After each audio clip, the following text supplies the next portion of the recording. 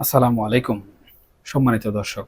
আশা করি আপনারা সবাই যে যেখানে আছেন অবশ্যই ভালো আছেন এবং সুস্থ আছেন।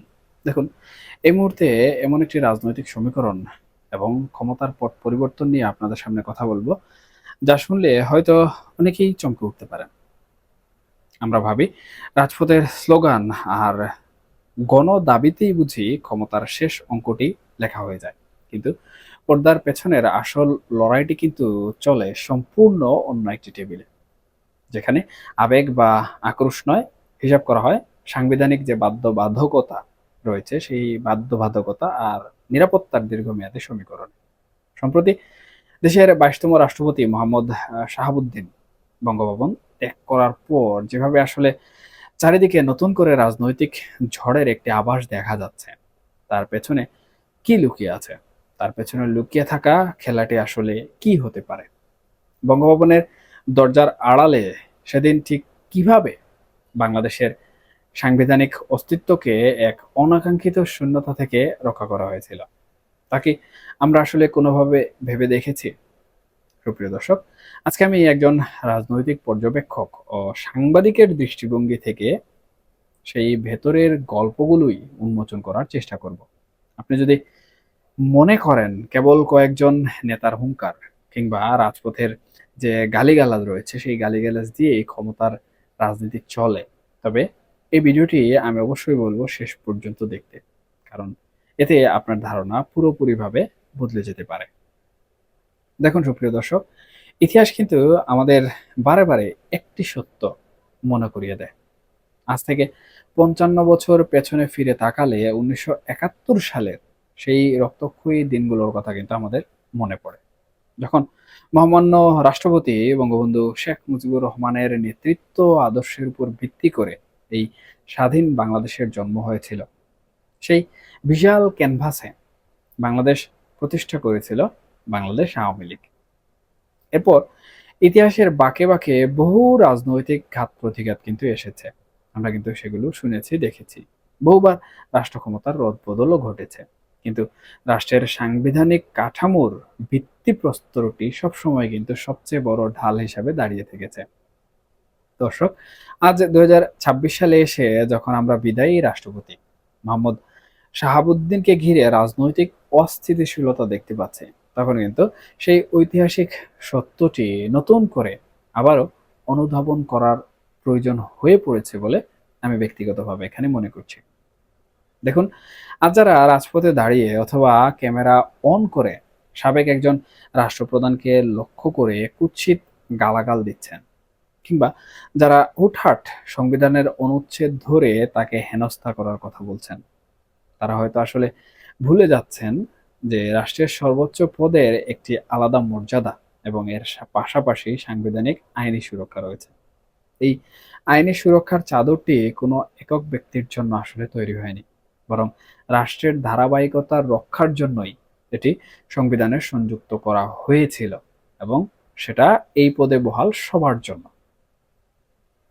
বঙ্গভবন থেকে মোহাম্মদ শাহাবুদ্দিনের গুলশানের বাসভবনে ফিরে যাওয়ার পর থেকে একটি বিশেষ গোষ্ঠী তাকে গ্রেফতার ও বিচারের আওতায় আনার জন্য কিন্তু মরিয়া হয়ে উঠেছে, সেটা আমরা সামাজিক যোগাযোগ মাধ্যমে এবং গণমাধ্যমে দেখতে পাচ্ছি।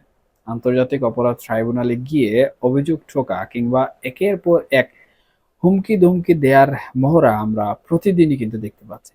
তবে এখানে সবচেয়ে বড় টুইস্টটি সৃষ্টি করেছে বর্তমান বিএনপি সরকার ও তাদের নীতি নির্ধারকদের কৌশলগত অবস্থান। একদিকে একটি চরমপন্থী গোষ্ঠী এবং এই যে তথাকথিত জুলাই যোদ্ধাদের একাংশ যখন বিদায়ী রাষ্ট্রপতির পেছনে উঠে পড়ে লেগেছে, ঠিক তখনই স্বরাষ্ট্রমন্ত্রী থেকে স্পষ্ট করে কিন্তু জানিয়ে দেওয়া হলো যে তার বিরুদ্ধে ওঠা এসব দাবির কোনো আইনগত বা দাপ্তরিক ভিত্তি আসলে নেই। এবং আমরা কিন্তু দেখলাম স্বরাষ্ট্রমন্ত্রী জনাব সালাউদ্দিন সাহেব অত্যন্ত পরিষ্কার ভাষায় স্মরণ করিয়ে দিয়েছেন যে সংবিধানের বিধি অনুযায়ী একজন সাবেক রাষ্ট্রপতি সর্বাত্মক আইনি সুরক্ষা পান এবং তার বিরুদ্ধে চাইলেই যে কোনো ফৌজদারি মামলা চালানো যায় না। শুধু কি তাই, বিশেষ নিরাপত্তা বাহিনী অর্থাৎ এসএসএফ এবং পিজিআর সুবিধা সহ পুলিশের পূর্ণ নিরাপত্তা দেওয়ার যে সাংবিধানিক বাধ্যবাধকতা রয়েছে, তা তিনি পুরোপুরিভাবে পাচ্ছেন। এখন প্রশ্ন উঠতেই পারে, যে দলটিকে বিদায়ী রাষ্ট্রপতির তীব্র বিরোধী বলে মনে করা হতো, সেই দলটি কেন আজকে এই সময়ে তাকে আগলে রাখার জন্য অবস্থান নিচ্ছে? সুপ্রিয় দর্শক, এই যে প্রশ্ন, এই প্রশ্নের উত্তর খুঁজতে হলে আমাদের রাজনীতির একটু গভীরে তাকাতে হবে। ক্ষমতার পালাবদলের সময়টাতে রাষ্ট্রপতি মোহাম্মদ শাহাবুদ্দিন যদি চরম মানসিক চাপ ও রাজনৈতিক সংকটের মুখেও মাটি কামড়ে বঙ্গভবনে বসে না থাকতেন, তবে আজকে কিন্তু পরিস্থিতি আমার দৃষ্টিতে বা আমার চিন্তাধারায় সম্পূর্ণ ভিন্ন হতে পারত। একটি অনির্বাচিত গোষ্ঠী বা রাজনৈতিক ভিত্তিহীন ব্যক্তি হয়তো দীর্ঘমেয়াদে রাষ্ট্র ক্ষমতা কক্ষীভূত করে ফেলত। রাষ্ট্রপতি সেদিন সাংবিধানিক পিনটি ধরে রেখেছিলেন বলেই কিন্তু শেষ পর্যন্ত একটি রাজনৈতিক প্রক্রিয়ার মধ্য দিয়ে দেশে একটি নির্বাচন হয়েছে ও নতুন সরকারের পথ সুগম হয়েছিল। আজ ক্ষমতায় বসে বিএনপি খুব ভালো করেই কিন্তু উপলব্ধি করতে পারছে যে রাষ্ট্রপতির সেই দৃঢ় অবস্থানই মূলত আজকে তাদেরকে ক্ষমতার মসনদে বসার সুযোগ করে দিয়েছিল।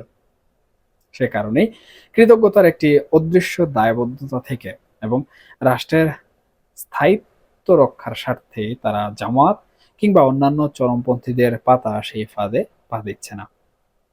চরমপন্থীরা যে রাষ্ট্রপতিকে ক্ষমতাচ্যুত ও লাঞ্ছিত করার চক্রান্ত সাজিয়েছিল, তাতে সায় দিলে যে আলটিমেটলি দেশের সাংবিধানিক কাঠামো ভেঙে পড়তো, তা রাজনৈতিকভাবে বর্তমান সময়ে এসে, অর্থাৎ এই পরিস্থিতিতে এসে অন্ততপক্ষে বিএনপি খুব ভালোভাবে অনুধাবন করতে পেরেছে। এবং এই বিষয়টি যদি বর্তমান সময়ে বিএনপি ঘটিয়ে ফেলতো, অর্থাৎ তাদের চাপে যদি আমরা দেখি যে রাষ্ট্রপতিকে গ্রেফতার করা হয়ে যাবে বা বিচারিক প্রক্রিয়ায় নিয়ে আসা হবে, তখন কিন্তু আন্তর্জাতিক গণমাধ্যম থেকে শুরু করে আমাদের অভ্যন্তরীণ যে কূটনৈতিক মহল আছে, বিদেশি মহল আছে, সেই বিদেশি মহলে কিন্তু আওয়ামী লীগ পুনরায় আবারও একটি প্রচারণা চালাবে। সেটা হচ্ছে, দেখুন বাংলাদেশের বিচারিক প্রক্রিয়া আসলে কোন পর্যায়ে গেছে, এবং এই বিচারিক প্রক্রিয়ার সাথে তারা কিন্তু শেখ হাসিনার ফেরা এবং শেখ হাসিনার বিচারিক প্রক্রিয়াটাকে সাংঘর্ষিক বা প্রশ্নবিদ্ধ করার চেষ্টা করবে, যেটা কিন্তু আওয়ামী লীগ সবসময় করে আসছে। সরকারের কোনো একটি ভুল চাল আমরা কিন্তু দেখে এসেছি, সব সময় আওয়ামী লীগ খুব ঢালাওভাবে সেটা প্রচার করেছে এবং তাদের প্রচারের গতি এত বেশি যে সেটা আন্তর্জাতিক মিডিয়া পর্যন্ত কভার করতে হয়েছে। এবং আন্তর্জাতিক মিডিয়াতে যখন বাংলাদেশের বর্তমান প্রশাসন নিয়ে, বর্তমান বিচার ব্যবস্থা নিয়ে, বর্তমান আইন আদালত নিয়ে কোনো নিউজ কভার হয়, তখন কিন্তু আন্তর্জাতিক মানবাধিকার সংস্থা থেকে যারা আন্তর্জাতিক মোড়ল রয়েছেন, তারা সবাই কিন্তু এই বিষয়টি নিয়ে চিন্তায় পড়ে যান যে আওয়ামী লীগ যদি এতদূর পর্যন্ত এই কাজগুলো নেড়ে চেড়ে নিয়ে আসতে পারে, তাহলে অদূর ভবিষ্যতে তারা কিন্তু তাদের যে বিচারিক প্রক্রিয়া, সেই বিচারিক প্রক্রিয়াটা নিয়েও আরো নতুন কোনো গেম প্ল্যান সাজাতে পারে, যেটা বিএনপি বর্তমান সময়ে খুব ভালো করে বুঝতে পারছে। এবং আওয়ামী লীগ যদি জনগণের কাছে এই পরিস্থিতিগুলো পুরো দমে খাইয়ে দিতে পারে, তাহলে কিন্তু বিএনপির জন্য ভবিষ্যতে ক্ষমতায় টিকে থাকা অনেক বেশি চ্যালেঞ্জিং হয়ে দাঁড়াবে। এই বিষয়টাও কিন্তু বিএনপির বর্তমান নীতি নির্ধারক, বিশেষ করে স্বরাষ্ট্রমন্ত্রী যিনি আছেন, তিনি অত্যন্ত বিচক্ষণতার সাথে কিন্তু বুঝতে পারছেন, যার কারণে তিনি পাতা ফাঁদে এখনই আসলে পা দিতে চাচ্ছেন না। কারণ সদ্য বিদায়ী রাষ্ট্রপতিকে এখনই যদি এভাবে প্রেশার ক্রিয়েট করা হয় বা তাকে বন্দী করা হয়, বিচারের আওতায় আনা হয়, তাহলে সেটা স্বাভাবিকভাবেই কিন্তু প্রশ্নবিদ্ধ একটি বিচারিক ব্যবস্থার কথা সবার জনসম্মুখে নিয়ে আসবে। যদি বিএনপি একটু সময় অপেক্ষা করে তাদের যে ইচ্ছা বাসনা রয়েছে সেগুলো পূরণ করার চেষ্টা করে, তাহলে হয়তোবা বিষয়টি অন্যভাবে যাবে। তবে আমার মনে হয় বিএনপি তাদের কৃতজ্ঞতার স্বার্থে হলেও এই সদ্য বিদায়ী রাষ্ট্রপতিকে কিছুটা হলেও নিরাপত্তা দিবে তাদেরকে, অর্থাৎ উনাকে, এই রাষ্ট্রপতিকে, শাহাবুদ্দিন সাহেবকে মনে হয় না যে বিচারিক প্রক্রিয়ার মুখোমুখি করবে, বরঞ্চ হতে পারে যে তিনি চিকিৎসার জন্য বিদেশ চলে যাবেন এবং এটা হতে পারে ওনার জন্য সেফ এক্সিট। সুপ্রিয় দর্শক, এখানে আরেকটি দারুণ আকর্ষণীয় দ্বন্দ্বের জায়গা কিন্তু তৈরি হয়েছে, যা রাজনৈতিক বিশ্লেষকদের বেশ ভাবিয়ে তুলেছে। একদিকে স্বরাষ্ট্রমন্ত্রী যখন বিদায়ী রাষ্ট্রপতির যাবতীয় আইনি সুরক্ষার বিষয় নিয়ে কথা বলছেন, সুরক্ষা নিশ্চিত করে বলছেন যে তার বিরুদ্ধে উত্থাপিত অভিযোগগুলো আমলে নেয়ার মতো কিছু নয়। ঠিক তখনই কিন্তু সরকারেরই আইনমন্ত্রী দেখা যাচ্ছে একটু ভিন্ন সুরে কথা বলতে। কি বলছেন তিনি? আইনমন্ত্রী বলছেন সাবেক রাষ্ট্রপতির বিরুদ্ধে ওঠা দুর্নীতির অভিযোগগুলো নাকি খতিয়ে দেখা হচ্ছে। এক সরকারেরই ২ মন্ত্রীর মুখে এমন ২ ধরনের বক্তব্য কি কেবলই মুখের কথা? নাকি এর পেছনে রয়েছে কোনো সূক্ষ্ম রাজনৈতিক চাপ? আমি মনে করি এটি মূলত একটি ক্লাসিক পলিটিক্যাল ব্যালেন্সিং অ্যাক্ট। সরকার একদিকে রাজপথের অতি উৎসাহী যে অংশটি রয়েছে, তাদেরকে শান্ত রাখতে তদন্তের একটি আপাত আশ্বাস ঝুলিয়ে রাখছে। অন্যদিকে আইন ও সংবিধানে হাত না দিয়ে ভেতরে ভেতরে সাবেক রাষ্ট্রপতিকে নিরাপদ প্রস্থান ও পূর্ণ সুরক্ষার সুব্যবস্থা করে দিচ্ছে। কেন? কারণ বিএনপি কখনোই চাইবে না রাষ্ট্রপতির পদটিকে বিতর্কিত করে তারা নিজেরা এক নতুন আইনি সংকটের মুখে পড়ুক। কারণ যে ঘটনা বাংলাদেশে ঘটেছে এটার পর থেকে কিন্তু পদে পদে আইনি মারপ্যাচ রয়েছে। দেখুন, রাজনীতিতে শুধু বর্তমানের হিসাব করলেই আসলে চলে না। পেছনের সূত্রগুলো এখানে মেলাতে হয়। আওয়ামী লীগ সরকারের সময় নির্বাচিত এই রাষ্ট্রপতির বিরুদ্ধে অভিযোগ তোলার ক্ষেত্রে কিছু চরমপন্থী গোষ্ঠী এবং ছদ্মবেশী রাজনৈতিক পরিচয়ধারীরা যে ভাষ্য ব্যবহার করছে তা আসলে কোনো সভ্য রাজনৈতিক কালচারের অংশ হতে পারে বলেও কিন্তু আমি ব্যক্তিগতভাবে মনে করি না। আমরা আসলে দেখতে পাই নিজেদেরকে আওয়ামী লীগের সমর্থক বা নিরপেক্ষ বলে দাবি করা কিছু ব্যক্তিও যখন বিদায়ী রাষ্ট্রপতির সমালোচনায় জামাতের সুর মিলিয়ে কথা বলেন, তখন সন্দেহ তৈরি হওয়াটাই কিন্তু বেশ স্বাভাবিক। এবং গভীরে গিয়ে খতিয়ে দেখলে আসলে দেখা যাবে এরাই মূলত ছদ্মবেশে থাকা সেই পুরনো গোষ্ঠী, যারা রাজনীতির পানি ঘোলা করে গণতান্ত্রিক যে ধারা রয়েছে সেই ধারাকে সবসময়ই নস্যাৎ করতে চায়, সুপ্রিয় দর্শক। এবং তারা ভুলে যায় যে এই রাষ্ট্রপতির নিয়োগকর্তা ছিলেন সাবেক প্রধানমন্ত্রী শেখ হাসিনা, যিনি বঙ্গবন্ধু শেখ মুজিবুর রহমানের কন্যা। রাষ্ট্রপতি হিসাবে দায়িত্ব পালনকালে তিনি সাংবিধানিক সীমাবদ্ধতার মধ্যেই কিন্তু রাষ্ট্রের শাসনতান্ত্রিক যে ধারাবাহিকতা সেই ধারাবাহিকতা বজায় রেখেছেন। তার উপর যখন নানা দিক থেকে চাপ আসছিল, তখনও কিন্তু তিনি সংবিধানের গণ্ডি থেকে এক চুলও বিচ্যুত হননি। এমনকি তার বিদেশ ভ্রমণ কিংবা শেখ হাসিনার সঙ্গে গোপন ফোনালাপ নিয়ে গণমাধ্যমে যেসব মুখরোচক কল্পকাহিনী ছড়ানো হয়েছিল, স্বরাষ্ট্র মন্ত্রকের তথ্য অনুযায়ী তার কোনো ভিত্তি আসলে মেলেনি বা খোঁজ পাওয়া যায়নি। ইন্টারনেট ও আধুনিক প্রযুক্তির এই যুগে ঢাকাতেই, অর্থাৎ বঙ্গভবনে বসে যেখানে সব যোগাযোগ রক্ষা করা সম্ভব, সেখানে চিকিৎসার জন্য লন্ডনে গিয়ে গোপন কথা বলতে হবে, এমন দাবি যে আসলে কতটা কাল্পনিক ও উদ্দেশ্য প্রণোদিত তা এখন কিন্তু ধীরে ধীরে সাধারণ যে সকল মানুষ আছে তাদের কাছেও কিন্তু খুব ভালোভাবে পরিষ্কার হয়ে যাচ্ছে। সুপ্রিয় দর্শক, একই সাথে ট্রাইব্যুনালে সাবেক ২ রাষ্ট্রপতি, অর্থাৎ মোহাম্মদ শাহাবুদ্দিন যিনি সদ্য সাবেক এবং পূর্বের সাবেক আওয়ামী লীগের আমলে আব্দুল হামিদের বিরুদ্ধে একসাথে অভিযোগ দায়েরের যে নাটক শুরু হয়েছে আমরা দেখতে পাচ্ছি, তা মূলত রাজনৈতিক দেউলিয়াপনারই একটা বহিঃপ্রকাশ। দেখুন, বাংলাদেশের ব্যাংকের মতো গুরুত্বপূর্ণ প্রতিষ্ঠানগুলো কিন্তু ইতিমধ্যেই একটা বিষয় জানিয়ে দিয়েছে। সেই বিষয়টি হচ্ছে সাবেক রাষ্ট্রপতির বিরুদ্ধে কোনো প্রকার ভিত্তিহীন তদন্তে তারা জড়াতে রাজি নয় বা জড়াতে চায় না। এর অর্থ কি? এর অর্থ কিন্তু অত্যন্ত পরিষ্কার। রাষ্ট্রের স্থায়ী প্রশাসনিক ও অর্থনৈতিক ব্যবস্থাগুলো আজও কিন্তু সেই ভারসাম্য ধরে রাখতে চায়, যা কোনো হুটকারী রাজপথের দাবিতে আসলে চলে যাওয়ার নয়। সরকারের এই অবস্থান আসলে প্রমাণ করে যে সাবেক রাষ্ট্রপতিকে রাজনৈতিকভাবে হেনস্থা করার চেষ্টা করা হলেও তিনি নির্দ্বিধায় এবং সসম্মানে পূর্ণ আইনি সুরক্ষায় থাকবেন। এমনকি তার প্রয়োজনীয় চিকিৎসার জন্য যদি খুব শীঘ্রই বিদেশে যাওয়ার প্রয়োজন পড়ে, বিএনপি সরকার তার সেই বিদেশ যাত্রায় কোনো প্রকার বিধিনিষেধ বা বাধা দিবে না বলেই কিন্তু রাজনৈতিক পরিমণ্ডলে নিশ্চিত হওয়া যাচ্ছে। সুপ্রিয় দর্শক, এখানে আরেকটা বিষয় আমাদের একটু জানতে হবে।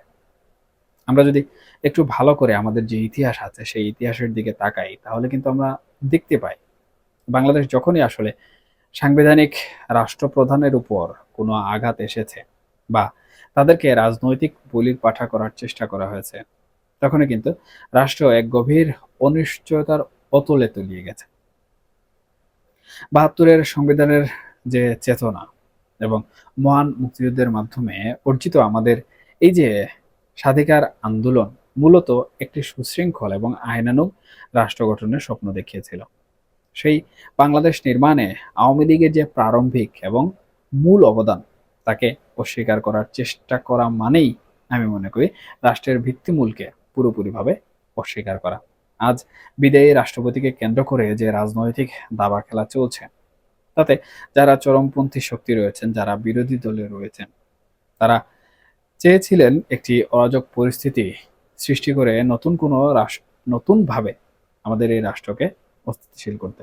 কিন্তু পর্দার পেছনের বাস্তব সত্যটি হলো, রাষ্ট্র পরিচালনা করতে গেলে শেষ পর্যন্ত সংবিধান এবং পেশাদারিত্ব যেটি রয়েছে তার কাছে কিন্তু ফিরে আসতে হয়।